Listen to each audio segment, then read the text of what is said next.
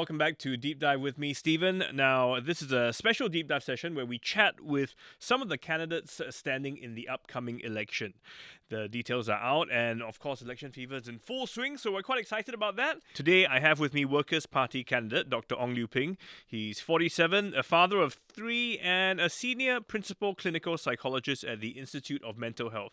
He was formerly the hospital's director of Allied Health, and he's been touted as one of the Workers' Party's star catchers. So welcome to our studio, Dr. Ong. Thank you. Thank you for having me here. Okay, so we just want to really get to know you during the session, and it's a bit like a job interview, I guess. Okay, Except you haven't gone for one for a long time. But if I ask you to describe yourself in 3 words, what would they be?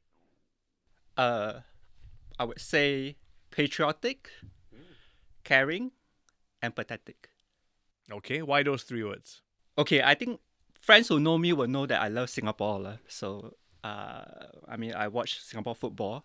How much more do you want evidence to be, right? Okay. And empathetic, I suppose it's mainly because of my work as well. That's a trait that psychologists have to have. Caring, I think caring is a trait since young. I think I have a lot of good role models, especially my parents. They really care about people around them. You were just telling me a bit earlier that this has been your first and Only job. Yes. Over 20 years, you say? 22 years, yeah. Yeah. Wow. So why have you stuck with this role? What is it about this job that has kept you there? Okay, I think I really joined this job because I really want to make a difference for the children and teenagers that I see. We know that a lot of mental health issues actually start young. So if we can intervene early, we can actually help them have a better trajectory as they grow older. Okay. So that was my original intent. I was pretty lucky to get into this profession because at that time, to get into IMH, you actually need a master's. Okay. But I only had an honors degree in psychology.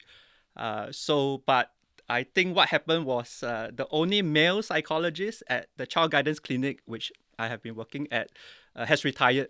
Right. So they were looking for a male psychologist. So there I am. Okay. And I was actually quite fortunate because I applied and they didn't really sort of see my CV. Until one day, one of my lecturers at NUS, he sort of happened to see the head of psychology department then at a conference, and he was sharing, I have this student who's really interested in child psychology and so forth. And then he said, actually we got a position, and I applied for it and got it. Okay. So in a way, the stars happened to just be aligned at that time. Yes. But you did go on to get your master's. Yes. So what happens then was after a few years of working, they will actually sponsor you to go overseas to do your master's. So that's what I did. Went to Australia for 2 years. So what made you decide to step up and join politics? There wasn't a single trigger or factor per se, but it's more or less accumulative. So I've been working in mental health for such a long time, right? And always we try to teach the patients that we see how to cope better and so forth. But at the end of the day, we always feel very helpless when their mental health is actually affected by structural factors. For example, like academic stress. Yep. Some of them have this feeling that they don't see their future in Singapore because of the increasing costs of living and so forth. So at a certain stage, you think, okay, enough is enough. Right? There's only so much we can do in the clinic. Right, I think it's time to step out of the clinic and go into parliament if possible, to really try to address all these structural issues that affects the mental health. Okay, so you feel that you will be able to effect more change and help some of our young people better? Yes, I will be proposing. If there's a chance, we would like to propose several things that we think would help. Yeah. One of it, which I'm quite passionate about, and I've spoken about this a couple of times, is really having an optional 10-year true train program for our primary school kids. So they can go from primary school to secondary school without having to take PSLE. And then at the end of 10 years, take their O-level. Why do you think that would be a better thing? You're a parent, right? So PSLE is really, really stressful. Okay, not only for the students, but also for the parents. Okay. I hear of a lot of parents who take leave Yeah. just to help their child But cope. I would argue that that's self-induced.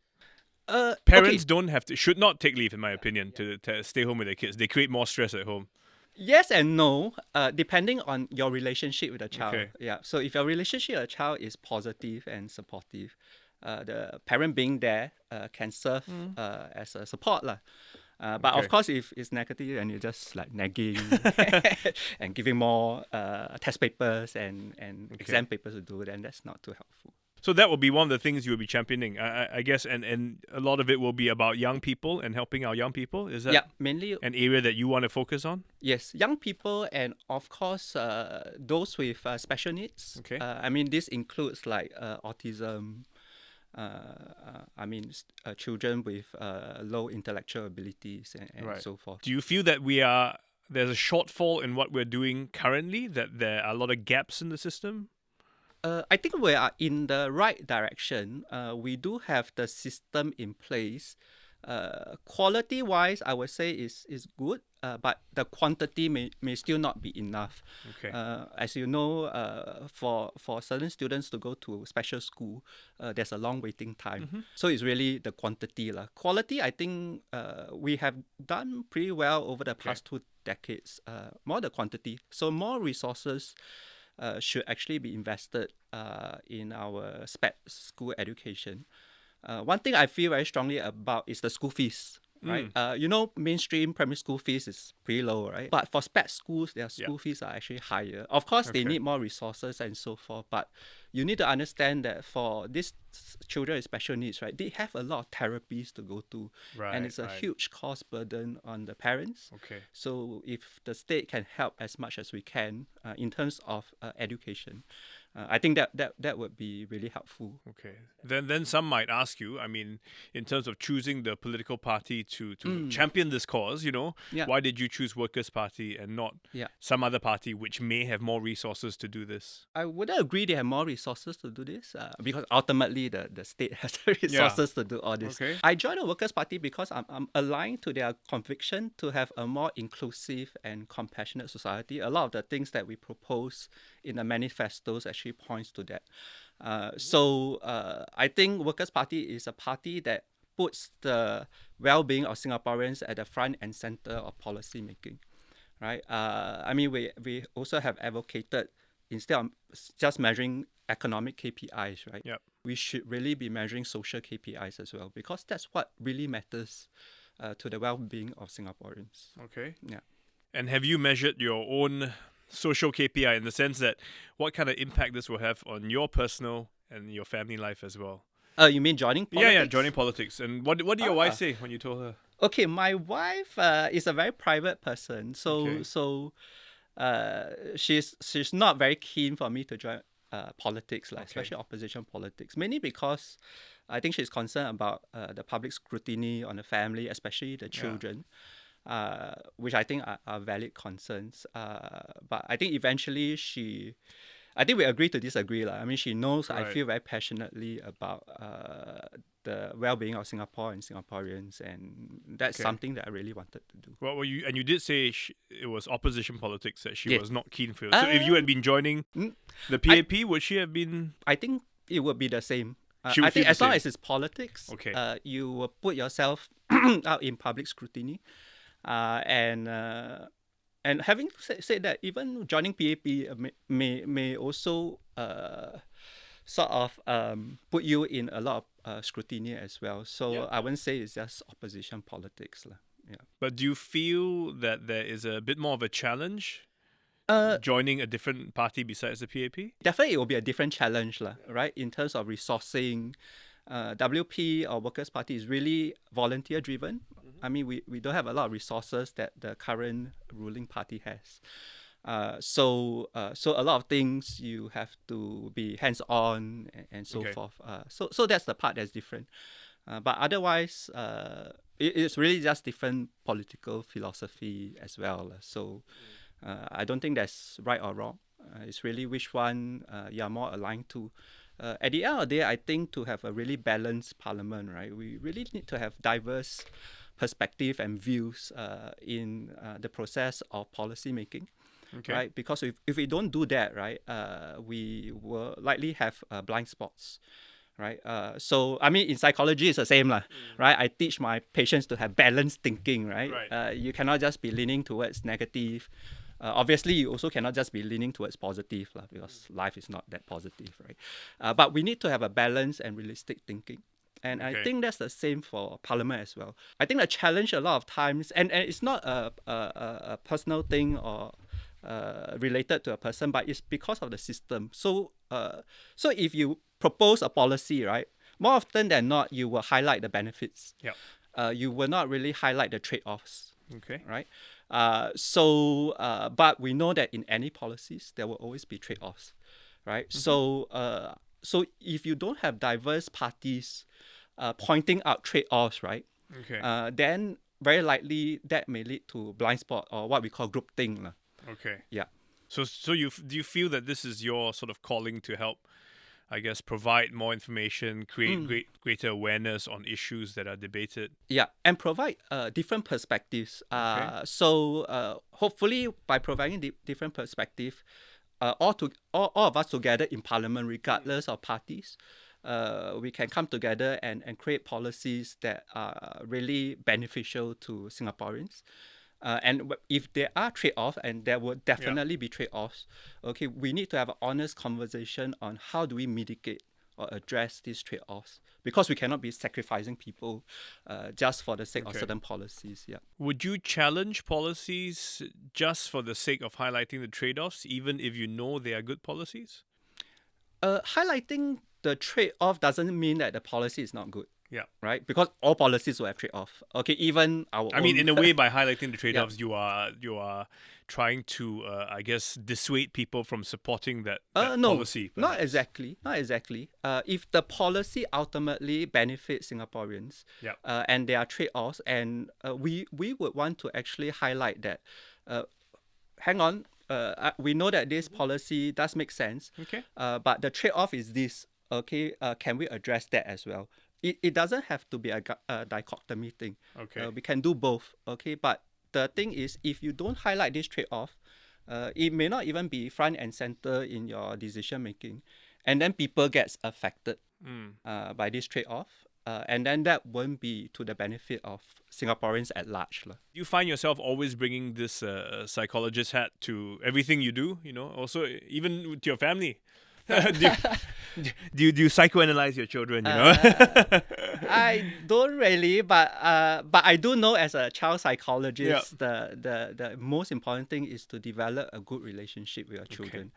So it's actually a very, very intentional decision. Since they were born, I've been very, very engaged and involved in parenting. So the relationship have been built since they were babies, and so now that they are in their teenage years, it's really much easier to communicate with them. Right. You have the trust that they know what are the values and so forth. You are also secured that if they do get in trouble, they'll come and approach you and let you know.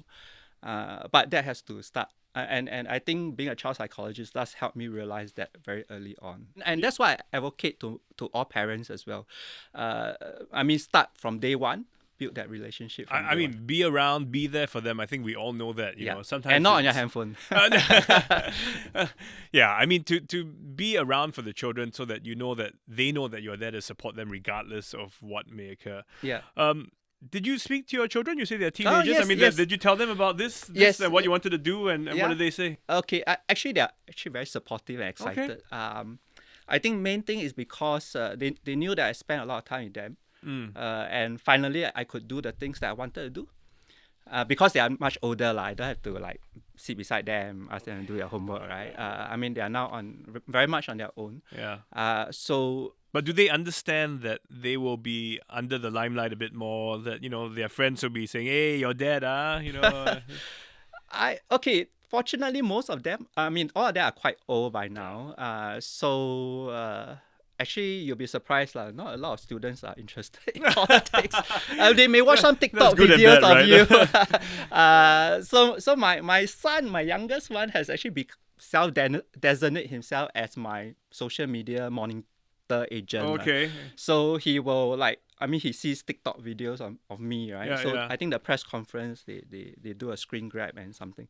And then he will tell me, hey, do you know these are all the comments that they give to you? Is he going to help you post stuff on social media as well? Take videos My of you? daughter will Your be- daughter. That's the, So such your social Yeah. media team. At least what I realized is if you do make sense, actually people will create the social media post for you, which I found out Okay. through my son. So you don't have to be the one creating your own TikTok videos and so forth. So if you make sense, people like what you say, they create it for you, and hopefully good things. But that, of course, can go both ways, because there are those who don't agree with you who will nitpick certain sound bites and make you sound. Yeah. I mean, that's the 80-20 rule of life, right? Yeah. I mean, you cannot expect everyone to agree with you. So that's just reality. But it then goes back into being inclusive in terms of different ideas and so forth. If people have a different opinion, fair enough. If it's valid, you see whether you can improve. If it's not valid, it's probably more a reflection of them than on you, because probably these people don't even know you. Right. Yeah.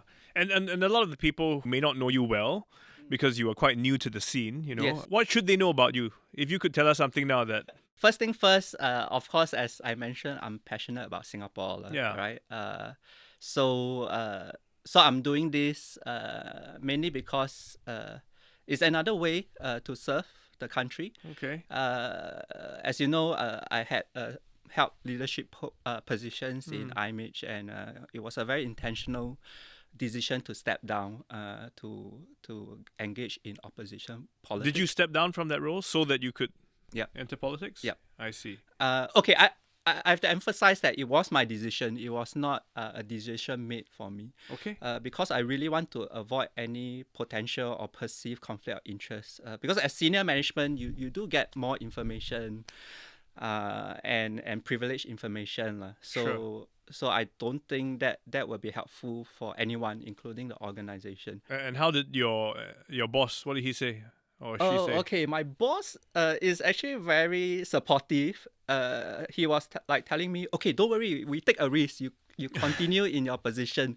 But I said no lah. Okay. I don't want to take a risk. I mean, I've already implicated my family, right, in my involvement. I don't want to implicate the company I've worked for so many years. But why do you say implicate? Truth be told, in opposition, you'll be saying things that may not be too aligned to the current policies, right? As in a public sector, of course, you implement whatever policies that has been given to you, right? So there is a conflict of interest, right? I cannot be telling my guys, hey, come on, let's do all this, and in parliament, if I'm in parliament, I speak a different tune. So for my own assessment, I don't think that's right. So it was a very intentional decision to step down. But you might find yourself in this spot. Yeah. Then they make a policy or a sudden ruling change which you may not agree with. Yeah. What then? Okay. Currently, I'm just a practitioner. Yeah. Okay, I'm just a psychologist seeing patients, right? So I don't think that would be a major conflict of interest. Okay. Right. So if of course there are policies that I think can be improved on, anyone should actually step up and say that, not just opposition party, but any civil servants, public servants, right? If you're really your best interest is for Singapore, if you really think that this policy can be improved on, you should speak up. I think that's what the government is trying to encourage as well. So you're saying you because you will be just a practitioner caring for your patients, you don't have to worry about the policies, so to speak, or the hierarchy. I was director. There was 500 over allied health professionals and support staff I'm overseeing, right? So as a leader, obviously they will look up to you and get sort of direction from you, right? So I really want to avoid all these things where the ground staff have to feel conflicted about things. So that's why I told my boss that, okay, I think this is really in the best interest of everyone, right? Yeah. So and I'm very grateful that he agrees, because it's not easy to replace a senior staff or senior leader, but we did that, and we move on. So maybe just some parting words for those who are listening in, watching this now. Anything you want to say to them? Okay, so I think the main thing is if we really want to build an inclusive and compassionate society, right, we should really look out for each other, lah. Especially for those that may have disabilities or special needs, especially those with invisible disabilities. Right? I mean, we hear of news where, either young adults or children with autism, they had a meltdown in public places, and they get a lot of brickbats for it. Parents are told that, oh, you don't know how to parent your child, and so forth. I really hope that there will be more understanding about these issues, and people to be more empathetic. And understanding of challenges that we may not face, but it could be faced by other parents. So again, I want to say, because Workers' Party, our focus is really on being compassionate, inclusive, which is why I have no regrets joining the Workers' Party.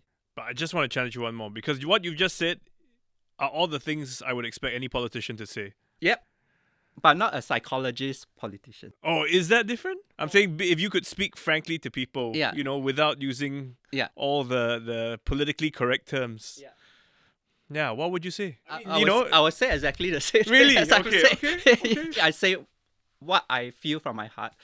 But of course, as politicians, you also need to consider different positions and perspective, because there are always competing interests and trade-off, right? As I mentioned. So I just want to emphasize that Workers' Party also recognizes that there are trade-offs, right? It's really what you want to focus more on. So as I mentioned, we are really advocating for social well-being. So I think in our manifesto, we actually propose for a developmental dashboard.